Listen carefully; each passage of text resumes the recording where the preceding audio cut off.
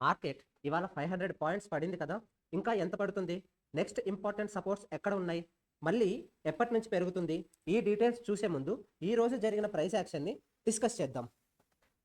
ఒకసారి రీప్లే చేస్తున్నాను.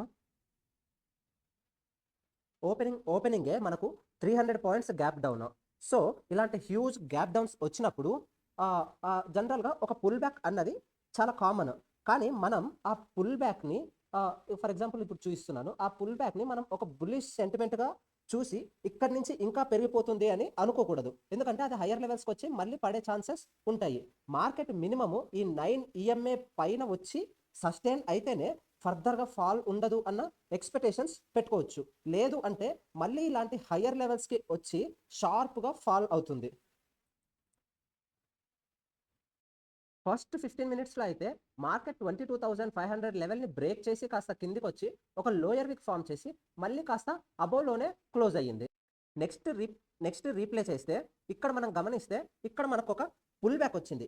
ఇంకా ఈ 9 ఈఎంఏ పైన అది క్లోజ్ అవ్వలేదు. ఇది పుల్ బ్యాక్ అయితే వచ్చింది గానీ 9 ఈఎంఏ ఇంకా ఇక్కడుంది. ఈ ఈ ఇది ఇక్కడ వరకే వచ్చింది. సో, మనకు కన్సాలిడేటెడ్‌గా ఇంకో క్యాండిల్ వచ్చి ఈ 9 ఈఎంఏ పైన క్లోజ్ అవుతేనే దాన్ని మనం ఫర్దర్ బుల్లిష్ సెంటిమెంట్‌గా తీసుకుంటాం. అలా కాకుండా జస్ట్ ఇక్కడ వరకు వచ్చిన పుల్ బ్యాక్ ఈ 9 ఈఎంఏ వరకు వచ్చి ఫర్దర్‌గా ఫాలో అయ్యే ఛాన్సెస్ చాలా ఎక్కువగా ఉంటాయి.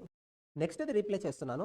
నెక్స్ట్ చూస్తే ఎగ్జాక్ట్‌గా మళ్ళీ ఈ 9 ఈఎంఏ దగ్గర నుంచి రిజెక్ట్ అయ్యింది మనకు. ఇక్కడ గమనిస్తే ఇక్కడ చూసారనుకోండి ఎగ్జాక్ట్‌గా ఈ 9 ఈఎంఏ దగ్గర నుంచి మనకి ఇప్పుడు ప్రైస్ 2 సార్లు రిజెక్ట్ అయ్యింది. నెక్స్ట్ చూస్తే మళ్ళీ ప్రైస్ ఇంకా పడుతుందా లేదా? మళ్ళీ రికవర్ అవుతుందా? నెక్స్ట్ ఏం జరుగుతుందో గమనిస్తాం. నెక్స్ట్ ఇమ్మీడియేట్‌గా ఇక్కడ గమనిస్తే ఈ క్యాండిల్‌ని ఒక ఇమ్మీడియేట్ బిగ్ రెడ్ క్యాండిల్. అలానే ఆహ్, ఆహ్,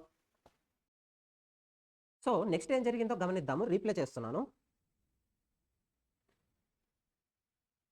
ఇక్కడ మనం గమనిస్తే ప్రైస్ స్లైడ్ అవుతూ ఫర్దర్‌గా ఫాల్ అయ్యింది. అంటే ఆహ్, మనం ఎక్కడైతే ఓపెనింగ్ ఫస్ట్ 15 మినిట్స్ క్యాండిల్ లో ఫార్మ్ అయ్యిందో, ఆ లో దగ్గరికి ప్రైస్ ఫర్దర్‌గా ఫాల్ అవుతూ వచ్చి ఆ లోని రీచ్ అయింది. ఆ లోని రీచ్ అయిన తర్వాత ఏం చేసిందంటే నెక్స్ట్ ఒక డోజీ క్యాండిల్‌ని ఫార్మ్ చేసింది.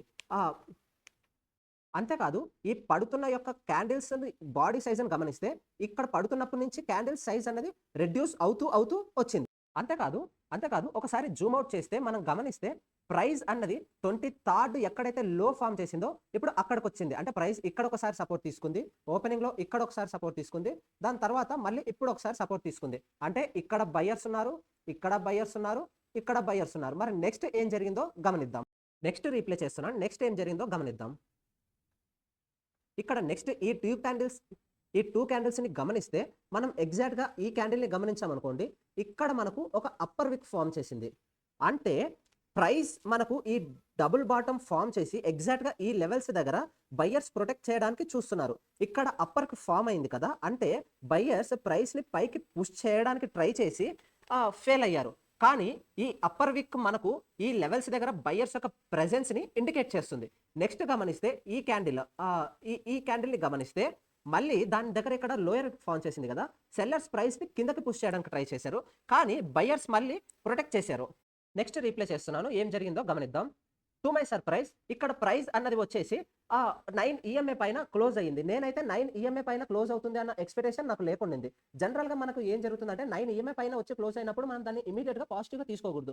ప్రైస్ అన్నది 9 ఈఎంఏ పైన సస్టైన్ అవ్వాలి. అంటే ప్రైస్ అన్నది 9 ఈఎంఏ పైన ఇలా రీటెస్ట్ చేసి మళ్ళా అక్కడి నుంచి ఇలా ఎళ్తేనే మనకు ఇంట్రాడేలో ఫర్దర్‌గా ఫాల్ ఉండదు అన్న ఎక్స్‌పెక్టేషన్ చేసుకోవచ్చు.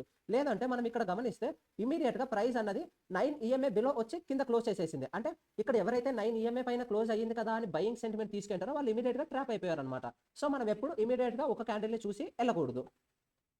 నెక్స్ట్ రీప్లే చేస్తున్నాను గమనిద్దాం.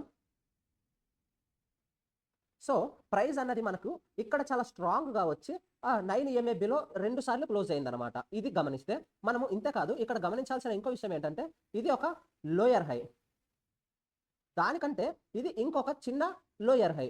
ఈ లోయర్ హై కంటే ఇది కిందుంది. సో, ఎగ్జాక్ట్‌గా ప్రైస్ ఇప్పుడు దాని స్ట్రక్చర్ చూస్తే ఇలా పెరిగి, ఇలా మళ్ళీ పడుతూ ఇక్కడ ఎక్కడైతే ఓపెనింగ్ దగ్గర లో దగ్గర సపోర్ట్ తీసుకొని మళ్ళీ ఇంకో హైని ఫార్మ్ చేసింది కానీ ఈ హై అన్నది ప్రీవియస్ హై కంటే లోయర్‌లో ఉంది. ఇక్కడ నుంచి మళ్ళీ 9 ఈఎంఏ బిలో సస్టైన్ అయ్యింది. సో, ఫర్దర్‌గా ఏం జరిగిందో గమనిద్దాం. రీప్లేలో చూస్తే దాని తర్వాత ప్రైస్ ఫర్దర్‌గా స్లైడ్ అవుతూ వచ్చి ఇంట్రాడేలో డబుల్ బాటమ్ ఎక్కడైతే ఫార్మ్ చేసిందో దానికి మార్జినల్గా బిలో క్లోజ్ చేసింది. So this is the closing candle. ఇక్కడ ఎక్కడైతే సపోర్ట్ తీసుకుందో, ఇక్కడ ఎక్కడైతే సపోర్ట్ తీసుకుందో ఆ లెవెల్ దగ్గర ఇప్పుడు ప్రైస్ అనేది బిలో క్లోజ్ అయిపోయి ఉంది. దాని తర్వాత రీప్లే చేస్తున్నాను. ఇక్కడ గమనిస్తే మనకు ఇక్కడ ఫామ్ అయిన ఈ క్యాండిల్ అన్నది చాలా ఇంపార్టెంట్. ఎందుకు అంటే ప్రైస్ ఈ ఈ ఈ డబుల్ బాటమ్ లెవెల్ని బ్రేక్ చేసిన తర్వాత మళ్ళీ బయర్స్ దాన్ని పైకి పుష్ చేయడానికి ట్రై చేసి ఒక అప్పర్ విక్ ఫామ్ చేసి ఎగ్జాక్ట్గా ఈ లెవెల్స్ నుంచి రీటెస్ట్ చేసి ఫెయిల్ అయ్యి మళ్ళీ కింద క్లోజ్ చేశారనమాట. దాని తర్వాత ఏం జరిగిందో గమనిద్దాం. సో ప్రైస్ అక్కడి నుంచి ఒక్కసారి ఆ డబుల్ బాటమ్ లోయర్ బ్రేక్ అయిన తర్వాత ప్రైస్ ఫర్దర్గా స్లైడ్ అవుతూ వచ్చి ఎగ్జాక్ట్గా మనకు లాస్ట్ 30 మినిట్స్లో 22,300 లెవెల్ని కూడా బ్రేక్ చేసింది. బ్రేక్ చేసి సస్టైన్ అయితే అవ్వలేదు కానీ ఒక లోయర్ విక్ ఫామ్ చేసింది. అంటే ఇక్కడ 22,300 లెవెల్ దగ్గర ఒక బయింగ్ సెంటిమెంట్ కనిపించింది. దాని తర్వాత ఏం జరిగిందో చూద్దాం.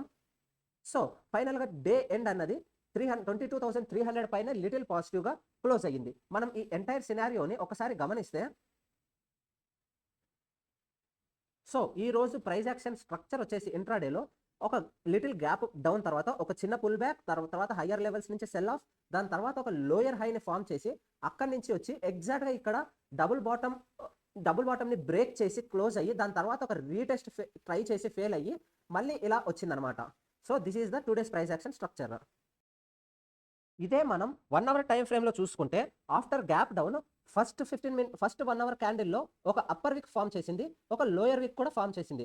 ఈ లోయర్ విక్ ఏమో 23rd యొక్క లో దగ్గర నుంచి సపోర్ట్ తీసుకుంది. ఈ అప్పర్ విక్ ఏమో ఈ లెవెల్స్ని బ్రేక్ చేసి దానికంటే పైకి వెళ్ళి క్లోజ్ అవ్వలేకపోయింది. నెక్స్ట్ ఏం జరిగిందో చూద్దాం. నెక్స్ట్ క్యాండిల్ ఇమీడియట్గా ఒక స్ట్రాంగ్ రెడ్ క్యాండిల్ పడింది. ఈ రెడ్ క్యాండిల్ అన్నది ఈ ప్రీవియస్ ఫస్ట్ 1 hour క్యాండిల్ యొక్క లోయర్ విక్ని కాంకర్ చేసి చాలా కిందికి స్ట్రాంగ్గా క్లోజ్ చేయగలిగింది. దాని తర్వాత రీప్లే చేస్తే మనకు ప్రైస్ అన్నది కొద్దిసేపు కన్సాలిడేట్ అవ్వడానికి ట్రై చేసింది. మీరు గమనిస్తే ఇక్కడ క్యాండిల్ సైజ్ అనేది రెడ్యూస్ అవుతూ వచ్చింది. సో మనం దాని తర్వాత గమనిస్తే ఎగ్జాక్ట్గా 1 PM నుంచి ఒక హ్యూజ్ సెల్ ఆఫ్ వచ్చి దాని తర్వాత లిటిల్ పాజిటివ్గా క్లోజ్ అయింది. ఈ ఈ ఈ ఎంటైర్ సినారియోలో మనకి 23rd యొక్క లో స్ట్రాంగ్గా బ్రేక్ అయి క్లోజ్ అయ్యిందనమాట. ఇదే మనం డైలీ టైం ఫ్రేమ్లో చూసుకుంటే ఇక్కడ గమనించినట్లయితే డైలీ టైం ఫ్రేమ్లో మనకు ఒక అప్పర్ విక్ ఫామ్ చేసింది. ఈ అప్పర్ విక్ లొకేషన్ ఎక్కడ అంటే మనకి ఎగ్జాక్ట్గా 24th ఫామ్ చేసిన లోయర్ విక్ దగ్గర నుంచి ఇది రిజెక్ట్ అయ్యిందనమాట. సో ఇక్కడ సపోర్ట్ తీసుకున్నది ఇప్పుడు ఇక్కడ రెసిస్టెన్స్ అయింది, ఈ లెవెల్ని క్రాస్ చేయలేకపోయింది. అంతేకాదు 23rd ఫామ్ చేసిన లోని కూడా చాలా స్ట్రాంగ్గా బ్రేక్ చేసి కింద క్లోజ్ అయ్యిందనమాట. ఇప్పుడు next Wednesday pre market analysis ఎలా ఉంటుందో ఒకసారి గమనిద్దాం. సో ఇప్పుడు వెనస్డే ప్రీ మార్కెట్ అనాలిసిస్ ఎలా ఉంటుందో ఒకసారి, ఇన్ కేస్ మనకి మండే మార్కెట్ అన్నది చాలా పాజిటివ్గా గ్యాప్అప్లో జరిగింది అనుకోండి, ఒకవేళ ఓపెనింగ్ అన్నదే 22,500 పైన జరిగితే మనకి 22,500 to 22,400 అన్నది సపోర్ట్గా అవుతుంది. ప్రైస్ ఇక్కడ వరకు వచ్చి ఒకసారి ఈ సపోర్ట్ని టెస్ట్ చేసి ఏ ఫర్దర్ ఇష్యూస్ లేకపోతే ఇలా పైకి వెళ్ళొచ్చు, లేదంటే ఈ జోన్స్లోనే 22,500 సరౌండింగ్స్లో మనకి కన్సాలిడేట్ అయ్యే ఛాన్సెస్ కూడా చాలా ఎక్కువగా ఉన్నాయి. ఒకవేళ ఫర్దర్గా ప్రైస్ పైకి వెళ్తూ ఉంటే ఈ 22,600 నుంచి 22,650 లెవెల్ అన్నది మనకి నెక్స్ట్ ఉండే ఇంపార్టెంట్ రెసిస్టెన్స్. ఒకవేళ ఇది కూడా బ్రేక్ అయితే దెన్ ఇమీడియట్ నెక్స్ట్ రెసిస్టెన్స్ వచ్చేసి 22,800 దగ్గర ఉంది.